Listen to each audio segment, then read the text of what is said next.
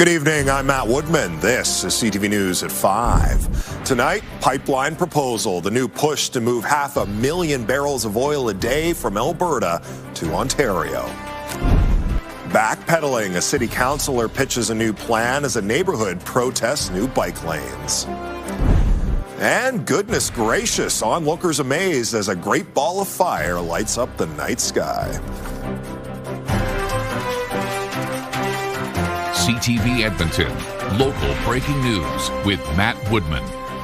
Premier Danielle Smith is making another new pipeline proposal. This time, she's partnering with Ontario Premier Doug Ford to push for a cross-Canada connection dubbed the Northern Shield. The 500,000 barrel a day pipeline would run crude oil east from Hardisty across Saskatchewan, Manitoba, and into Sarnia in the heart of Ontario's refinery and manufacturing districts. Without a private proponent, though, taxpayers could be on the hook for most or possibly the entire cost. Ontario is currently doing a feasibility study that should be complete by the end of the year. Both premiers say they're open to looking at all the options. The thing to remember about pipelines is they're an excellent investment. That's why we have underwritten pipeline purchases and an equity stake for First Nations, because they are revenue-generating projects. And so ultimately who pays for them is the people who use them, the shippers. Well, Saskatchewan has expressed support. We have not heard from the Premier of Manitoba. Elections Alberta says it's ready to begin verifying the Stay Free Alberta petition. A pro-separation group submitted the petition submitted to Elections Alberta in early May. A court-issued stay put the verification process on hold, which was followed by a decision quashing the petition. That was appealed, and a partial stay was granted, allowing for the verification process to begin. Elections Alberta will be working to ensure people have only signed the petition once with all the required information, including their full name, address, and contact info. During the 21-day verification process, a random sample of people who signed will be contacted to confirm their information. If the petition is successful, Elections Alberta will submit a copy of the proposal to the Justice Minister, who will refer the proposal to the Lieutenant Governor. Pro-separation campaigns that are registered as third-party advertisers are leading the way when it comes to fundraising for this fall's referendum. Let Alberta Decide is spearheaded by lawyer Keith Wilson. It's raised nearly $250,000 in donations from 1,000 Albertans in nearly 3 weeks of operations. Elections Alberta says registered TPAs can raise a maximum of $607,000. One person, union, or business can contribute up to $5,000 a year. Wilson says he is thankful for the amount of support his campaign has received. I would like to think it's because we're doing a better job and have maybe a better message, but all of the pro-independence groups are important, as are the ones that are for Stay Canada. I mean, this is what democracy is about: full freedom of expression, free dialogue, civil discourse. There's new groups forming almost weekly. I'm quite surprised at that. Stephen Carter is leading the Alberta's Voice campaign. That's a pro-federalism movement. It's raised about $26,000 so far. His campaign also opposes the 9 referendum questions focused on immigration and the Constitution. The man who spearheaded a failed petition to stop coal mining in the Alberta Rockies says he's meeting with his lawyers. Cora Blund says he questions whether Elections Alberta's validation process was fair. He says the Water Not Coal petition got more than 207,000 signatures. Elections Alberta tossed out more than 35,000. Lund says that seems like a, quote, ridiculously large number given the thoroughness and dedication of volunteers. The country singer says the group has 30 days to put the issue before a judge for a review. Another group of Edmontonians is taking up the fight against bike lanes scheduled to come to their community later this month. CTV's Connor Hogg is out on 50th Street this evening in Fulton Place neighborhood where a demonstration is taking place. So, Connor, why are people who live there upset with this bike lane plan? Matt, they say the current bike lane plan would remove access to the front of their homes as well as street parking. They also say they weren't properly consulted. You are building in residential areas that are well established, and to ignore the needs of the communities, that just doesn't fly. People who live here say they received notice 2 weeks ago bike lane construction would begin this month. After hearing complaints, Ward Métis councillor Ashley Salvador came up with an alternate plan. It keeps street parking and also includes those protected bike lanes by cutting into space reserved for the median. She says consultations took place a couple years ago and old plans can be changed. 50th Street is a unique circumstance. It's not a tight or constrained roadway where we have to make some of those tough trade-offs. In this case, we do have an opportunity to accommodate everyone. So I think we should really be thinking seriously about how we can advance that option and that design. Salvador's plan could be more expensive, so she has requested a report from administration on what those costs would be. Salvador says her plan is scheduled to be debated in City Council tomorrow. People who are protesting here today have told me they're cautiously optimistic about that meeting. Matt? All right, Connor Hogg live in the Fulton Place neighborhood tonight. Thank you. 64 cents, the Canadian Centre for Policy Alternatives says that's what a woman makes in Alberta for every dollar a man makes on an annual basis. That's the worst wage gap in the country. The national average is 72 cents compared to that 64 cents in Alberta. When looking at weekly earnings in Alberta, women make 71 cents compared to the dollar earned by their male counterparts. The national average sits at 80 cents in that case. According to the think tank, part of the problem is the province freezing minimum wage and funding cuts in women-dominated industries. It also says men in Alberta dominate the highly paid resources industry. Our economy is heavily anchored in oil and gas exploration, extraction, procurement, heavy construction, and many of those jobs are both the higher paying positions, and they also tend to be dominated by males. The UCP government says it continues to work on policies that help all workers, and it's reviewing developments in other provinces to guide its approach. A man in Edmonton is disputing a recent bill from Alberta Health Services for ambulance service. He says it was surprising to be charged for a minor checkup that did not include a trip to the hospital. CTV's Nair Manisa has his story. So today I got a surprise $250 bill from Alberta Health Services for saving someone's life. Ian Sutanto is trying to make sense of an unexpected bill. It happened last month in the Brander Garden School gym. Sutanto's 12-year-old son's basketball team was practicing, then the players and their fathers played a friendly game. That's when one of the dads collapsed. And then after further assessment and he wasn't responding, we checked his breathing, his pulse, they weren't there. And then so that's when we started CPR. Sutanto and another bystander worked on him for about 15 minutes. We had shocked him twice with AED. And by the time they arrived, he was already taking some breath, like he had kind of come to. Sutanto says the adrenaline of playing basketball and doing CPR made him lightheaded. An EMT and an SUV assessed him at the school. He didn't go to the hospital. A few weeks later, the bill arrived. He did check me out, so I understand, I guess you put that through the system and I guess that generates a bill, but was not something that crossed my mind. So it was just kind of a surprise. In Alberta, a trip to the hospital by ambulance will cost you $385. If one is called and you're assessed, but you don't go to the hospital, you could be billed $250. Sutanto says he can afford to pay the bill, but is concerned for those who can't. Ambulance services should be covered, right? You don't want people making that a factor in the decision whether or not to call in an emergency situation, worrying about having to deal with the bill. After sharing his experience online, Sutanto heard from the province late this afternoon. His bill has been cancelled, and the Hospital and Surgical Health Services Ministry tells CTV it will be reviewing its policy. Nair Manisa, CTV News, Edmonton. People in Edmonton's Valley View neighborhood will soon be able to shop at a new grocery store under an old name.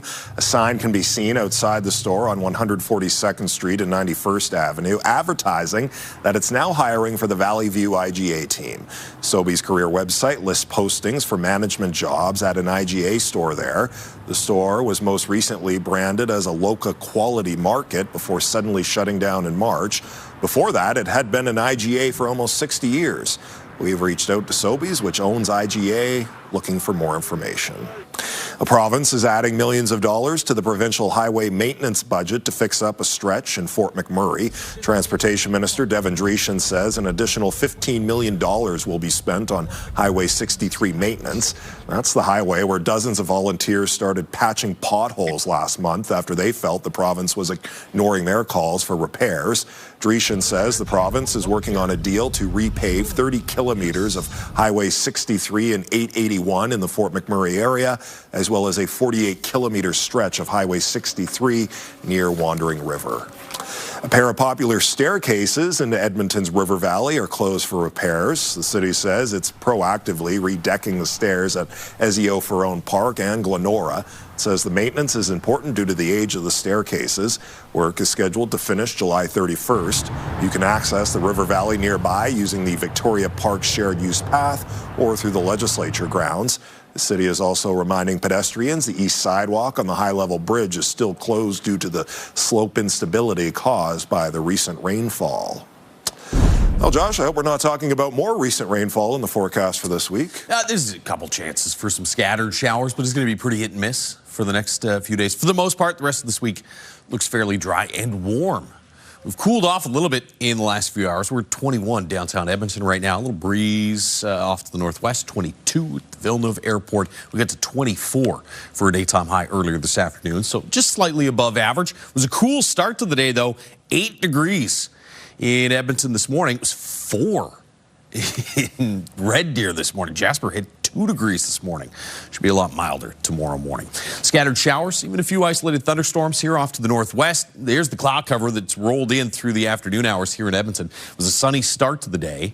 Clouds will hang around for the next few hours. We'll get it, you can see off to the west. We'll get into some clearing here later on this evening. All of this scattered precipitation north of the city will stay off to the north and northeast. And that's going to be the case again tomorrow. All the showers will avoid the Edmonton area. It should be sunny and we get some heat, 21 degrees still at 9 p.m. as temperatures for the next few hours should just kind of level off in that 20-21 degree range. 14 and some sunshine tomorrow morning. And then a little bit of a breeze, 15 gusting to about 30 kilometers per hour tomorrow afternoon and up to around 27 or 28 for a daytime high. Looks like those mild or those warm temperatures will stick around right through the rest of this week. We'll take a closer look at that and those chances for some scattered showers and thunderstorms later in the week in just a few minutes. All right, Josh, thank you. The opening of a new River Valley bike park has been delayed thanks to flooding caused by last month's heavy rain. The rain has left parts of the Edmonton Bike Park muddy. The co-chair of the bike park says the trails need to be dry in order to continue construction. While some areas may look fine, the rain has created cracks in the ground. The space in Queen Elizabeth Park will have an asphalt pump track, a skills area, and dirt jump zone. The group is looking on the bright side and says the delay gives them more time to perfect the space.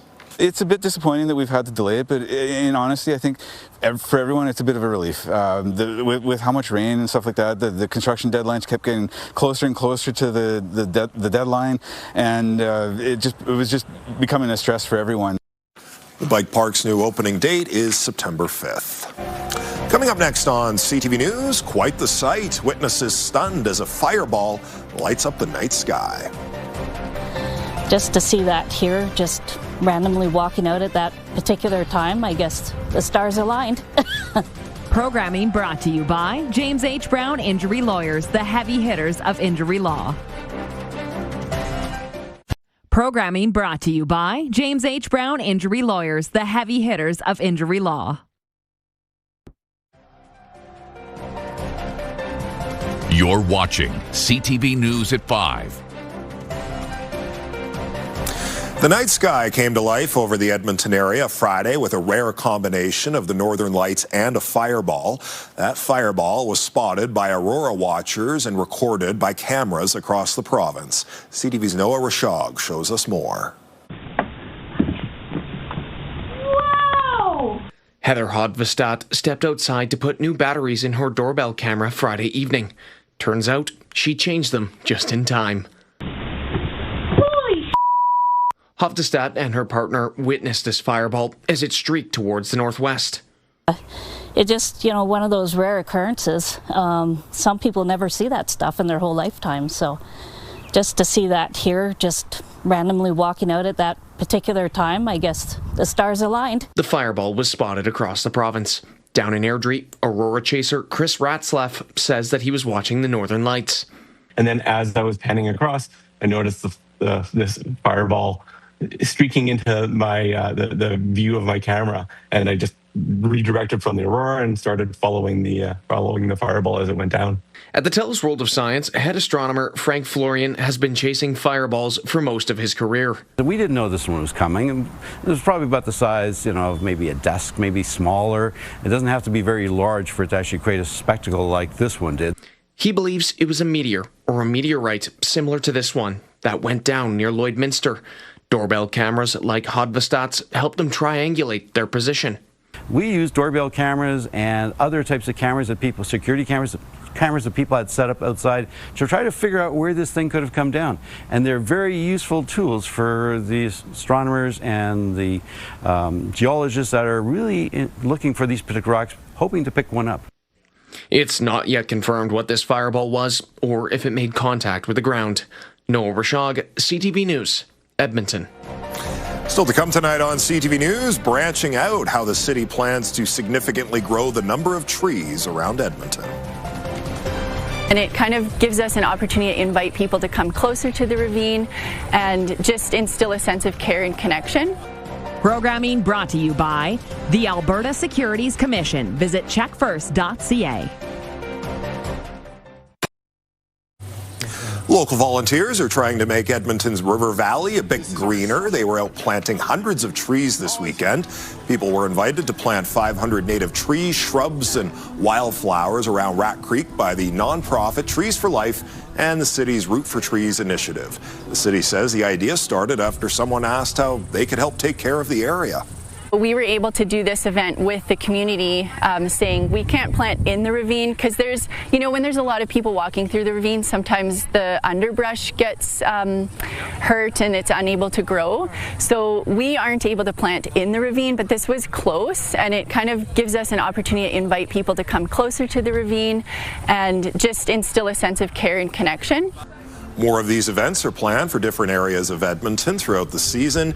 The city says its mission is to increase the number of urban trees by 20% by 2070. Certainly some good weather for it, Josh, although the mosquitoes are pretty brutal out there right now. I went for a walk and I came back and my legs were just chewed up. Nobody wants to hear about that, but it's rough out there. That's a visual we didn't need. Take a look outside. I don't think that's going to get a whole lot better. River Valley Skycam is showing you partly cloudy skies in the Edmonton area right now. 21. And we'll see temperatures kind of hold steady in that range for the next few hours. 21 as well in Red Deer. It's 18 in Fort McMurray. 21, 22-degree range in through the Peace Country. Wind hasn't been an issue across most of the province. It has been pretty gusty in Red Deer for the last few hours, though. Through this afternoon, gusts have been around 40 kilometers per hour. That'll be the case for maybe 2 or 3 more hours. Then it'll ease overnight tonight, and then the wind actually comes back again tomorrow. Gusts to about 30 or 40 kilometers per hour. There's your cloud cover in the Edmonton area. You can see off to the west-northwest. You've got a couple scattered showers. Had a few lightning strikes further to the northeast. This thicker cloud cover is now, we're on the back edge of it, now starting to move off to the east. So we'll see some clearing through this evening and then fairly clear skies overnight tonight and into early tomorrow morning. Mainly sunny skies to start, mainly sunny skies through the afternoon, maybe a couple of thin clouds, but not as thick as what we saw today. Southeastern Alberta, you could see some scattered showers, and then this is 5 p.m. Not a lot of action around supper time, but through the evening hours, could see some thunderstorms bubble up in through the Peace Country and north, and Wednesday morning, that continues. Watch midday Wednesday. There's a chance you might see a few scattered showers push through the Edmonton area. I think most of this through the course of the day Wednesday is going to be west and north of Edmonton, but there might be a brief shower sort of midday. Late in the day, best chance for thunderstorms, maybe severe thunderstorms, east central, northeastern Alberta. So we'll keep a close eye on that late in the day Wednesday. As well, back to the west, we'll have some scattered thunderstorms. 1 or 2 of these late Wednesday might turn severe, and there's a chance that 1 or 2 of those could roll through the Edmonton area. So no big systems that are going to target us with heavy, steady rain, but a chance for some scattered shower and thunderstorm activity. 14 degrees tomorrow morning in Edmonton. A lot warmer than the 8 degrees we woke up to this morning. 9 in Fort McMurray, 11 and 10 in Grand Prairie and Red Deer. Your daytime highs tomorrow are going to be in the mid to upper 20s in the northwest, in the northeast, and across the south. Almost everybody in that 25 to 29 degree range.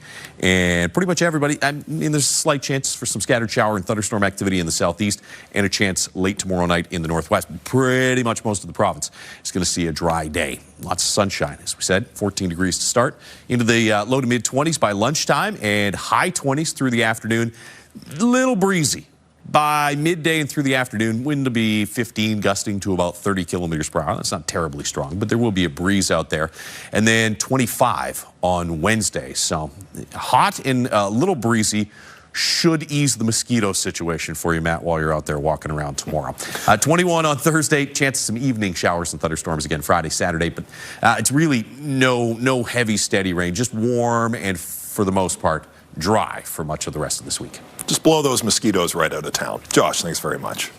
When we return, the Oilers' newest goalie shares how he feels about playing with McDavid and Draisaitl this season. They've made me and the rest of the league look silly a lot of times before. CTV News at 5 continues.